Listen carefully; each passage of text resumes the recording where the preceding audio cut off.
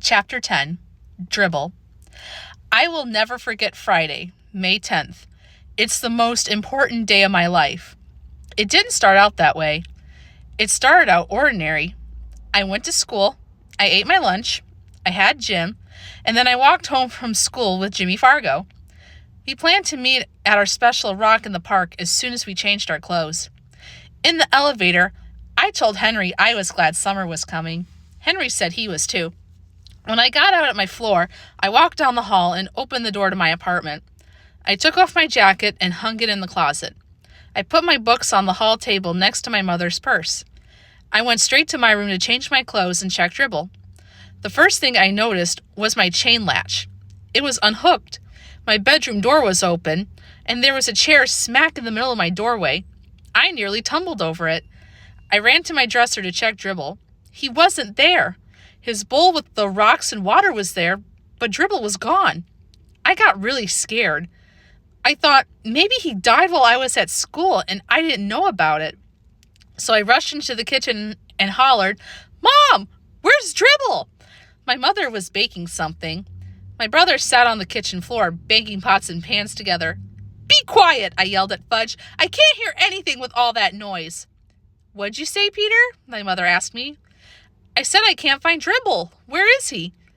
"You mean he's not in his bowl?" my mother asked. I shook my head. "Oh dear," my mother said. "I hope he's not crawling around somewhere. You know I don't like the way he smells. I'm going to have a look in the bedrooms. You check in here, Peter." My mother hurried off. I looked at my brother. He was smiling. "Fudge, do you know where Dribble is?" I asked calmly.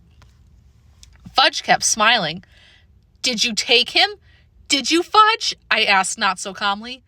Fudge giggled and covered his mouth with his hands. I yelled, "Where is he? What did you do with my turtle?" No answer from Fudge. He banged his pots and pans together again. I yanked the pots out of his hand. I tried to speak softly. "Now tell me where Dribble is. Just tell me where my turtle is. I won't be mad if you tell me. Come on, Fudge, please." Fudge looked up at me. "In tummy," he said. "What do you mean, in tummy?" I asked, narrowing my eyes. "Dribble in tummy," he repeated. "What tummy?" I shouted at my brother. "This one," Fudge said, rubbing his stomach. "Dribble in this tummy, right here." I decided to go along with his game. "Okay, how did he get in there, Fudge?" I asked. Fudge stood up. He jumped up and down and sang out, "I ate him, ate him, ate him." Then he ran out of the room. My mother came back into the kitchen. "Well, I just can't find him anywhere," she said. "I looked in all the dresser drawers and the bathroom cabinets and the shower and the tub and Mom," I said, shaking my head. "How could you?" "How could I what, Peter?" Mom asked. "How could you let him do it?" "Let who do what, Peter?" Mom asked. "Let Fudge eat Dribble!" I screamed. My mother started to mix whatever she was baking. "Don't be silly, Peter," she said. "Dribble is a turtle." "He ate Dribble," I insisted. "Peter Warren Hatcher, stop saying that," Mom hollered. "Well, ask him. Go ahead and ask him," I told her. Fudge was standing in the kitchen doorway with a big grin on his face. My mother picked him up and patted his head. "Fudgy," she said to him, "tell Mommy where Brother's turtle is." "In tummy," Fudge said. "What tummy?" Mom asked. "Mine," Fudge laughed. Mom put Fudge down on the kitchen counter, where he couldn't get away from her. "Oh, you're fooling Mommy, right?" "No fool," Fudge said. My mother turned very pale. "You really ate your brother's turtle?" Big smile from Fudge. "You mean that you put him in your mouth and chewed him up like this?" Mom made believe she was chewing. "No," Fudge said. A smile of relief crossed my mother's face. "Of course you didn't. It's just a joke." She put Fudge down on the floor and gave me a look. Fudge babbled, "No chew, no chew. Gulp, gulp. All gone, turtle. Down Fudge's tummy." Me and my mother stared at Fudge. "You didn't," Mom said. "Did so," Fudge said. "No," Mom shouted. "Yes," Fudge shouted back. Yes? Mom asked weakly, holding onto a chair with both hands. Yes, Fudge beamed. My mother moaned and picked up my brother. Oh no, my angel, my precious little baby. Oh no. My mother didn't stop to think about my turtle. She didn't even give Dribble a thought. She didn't even stop to wonder how my turtle liked being swallowed by my brother.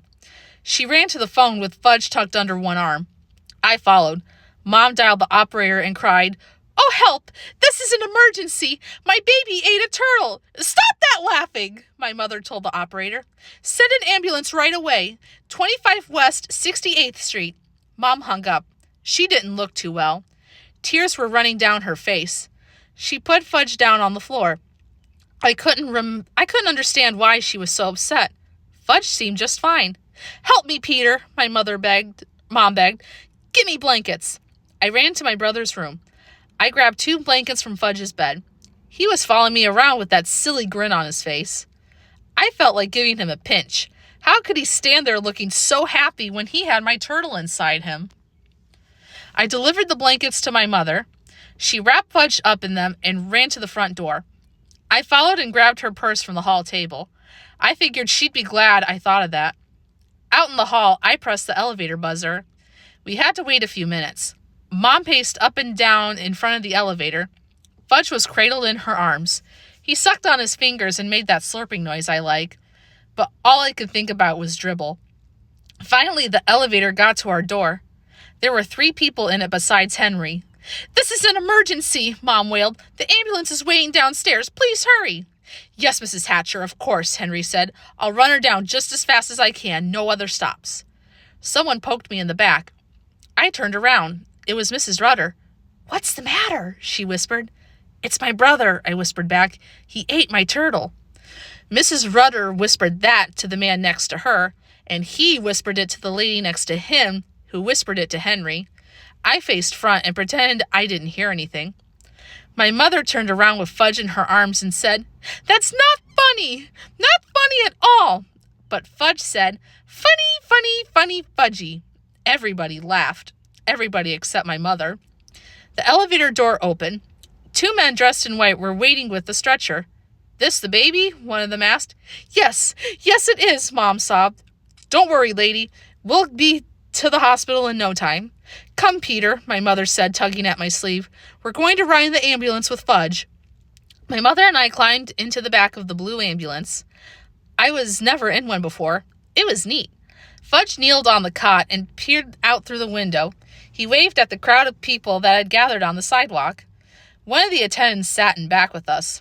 The other one was driving. What seems to be the trouble, lady? The attendant asked. This kid looks pretty healthy to me. He swallowed a turtle, my mother whispered. He did what? The attendant asked. Ate my turtle, that's what, I told him. My mother covered her face with her hanky and started to cry again. Hey, Joe, the attendant called to the driver. Make it snappy. This one swallowed a turtle. That's not funny, Mom insisted. I didn't think so either, considering it was my turtle. We arrived at the back door of the hospital. Fudge was whisked away by 2 nurses. My mother ran after him. You wait here, young man, another nurse called to me, pointing to a bench. I sat down on the hard wooden bench. I didn't have anything to do.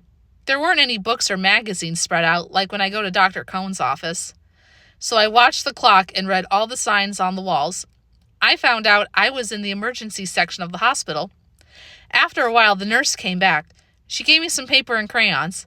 Here you are. Be a good boy and draw some pictures. Your mother will be out soon. I wondered if she knew about Dribble, and that's why she was trying to be nice to me. I didn't feel like drawing any pictures. I wondered what they were doing to Fudge in there. Maybe he wasn't such a bad little guy after all. Sorry. I remembered that Jimmy Fargo's little cousin once swallowed the most valuable rock from Jimmy's collection. And my mother told me that when I was little, I swallowed a quarter. Still, a quarter's not like a turtle. I watched the clock on the wall for an hour and 10 minutes. Then a door opened, and my mother stepped out with Dr. Cohn. I was surprised to see him. I didn't know he worked in the hospital. Hello, Peter, he said. Hello, Dr. Cohn. Did you get my turtle? Not yet, Peter, he said, but I do have something to show you. Here's some x-rays of your brother. I studied the x-rays as Dr. Cone pointed things out to me. You see, he said, there's your turtle, right there. I looked hard.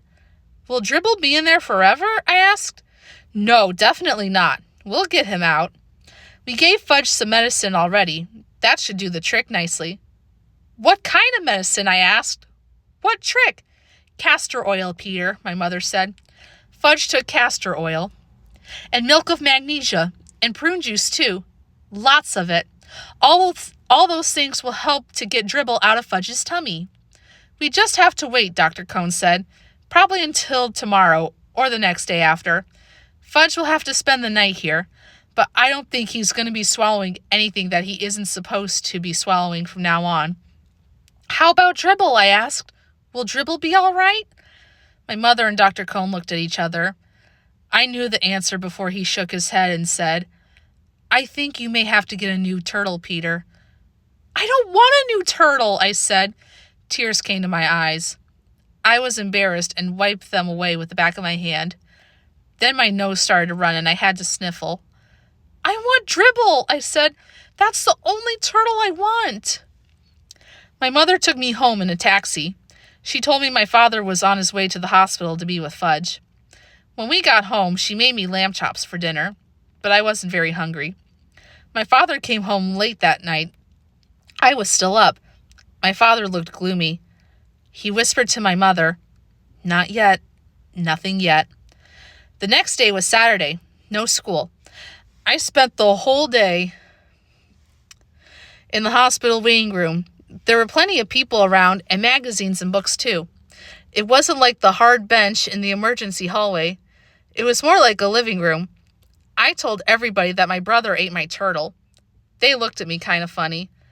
But nobody ever said they were sorry to hear about my turtle. Never once. My mother joined me for supper in the hospital coffee shop. I ordered a hamburger, but I left most of it. Because right in the middle of supper, my mother told me that if the medicine didn't work soon, Fudge might have to have an operation to get Dribble out of him. My mother didn't eat anything. That night, my grandmother came to stay with me. My mother and father stayed at the hospital with Fudge. Things were pretty dreary at home. Every hour the phone rang. It was my mother calling from the hospital with a report. Not yet. I see, Grandma repeated. Nothing happened yet. Or nothing happening yet.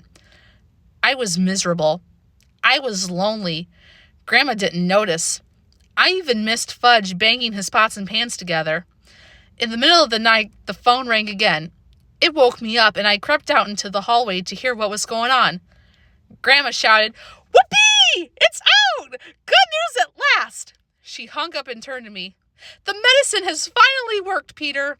All that castor oil and milk of magnesia and prune juice finally worked. The turtle is out! Alive or dead? I asked. Peter Warren Hatcher? What a question! Grandma shouted. So my brother no longer had a turtle inside of him, and I no longer had a turtle.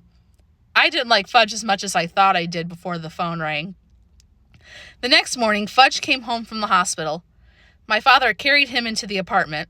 My mother's arms were loaded with presents, all for Fudge. My mother put the presents down and kissed him. She said, Fudgy can have anything he wants, anything at all. Mommy's so happy her baby's all better. It was disgusting. Presents and kisses and attention for Fudge. I couldn't even look at him. He was having fun. He probably wasn't even sorry he ate my turtle. That night, my father came home with the biggest box of all. It wasn't wrapped up or anything, but I knew it was another present. I turned away from my father. Peter, he said, this box is a surprise for you. Well, I don't want another turtle, I said. Don't think you can make me feel better with another turtle, because you can't. Who said anything about a turtle, son? Dad asked. You see, Peter, your mother and I think you've been a good sport about the whole situation. After all, Dribble was your pet. I looked up. Could I be hearing right? Did they really remember about me and Dribble? I put my hand inside the box. I felt something warm and soft and furry. I knew it was a dog. that I pretended to be surprised when he jumped up on my lap and licked my face. Fudge cried, "Oh, doggy! See, doggy!" He ran right over and grabbed my dog's tail. "Fudge," my father said, taking him away, "this is your brother's dog. Maybe someday you'll have a dog of your own. But this one belongs to Peter. Do you understand?" Fudge nodded. "Peter's dog!" "That's right," my father said. "Peter's dog." Then he turned to me. "And just to be sure, son," he said, "we got a dog that's going to grow quite big. Much too big for your brother to swallow." We all laughed. My dog was neat. I named him Turtle to remind me. And that is the end of our book. To my nieces and nephews, I hope you guys enjoyed it. To everybody on YouTube, thank you so much for listening. I appreciate it. And please join me for the next book. It should be out soon.